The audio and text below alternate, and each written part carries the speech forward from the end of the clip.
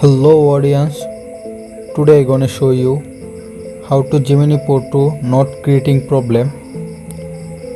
Okay, let's start. Follow my all step. At first, tap and hold Gemini. Now click on App Info. Now scroll down. Now click on Storage.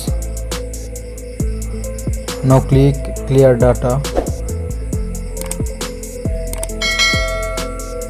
Now click on Force Stop. Okay, go back. Next step, okay, go to your Play Store. Now click on Search. Now search your Gemini updated. My Gemini already updated. Open your Gemini.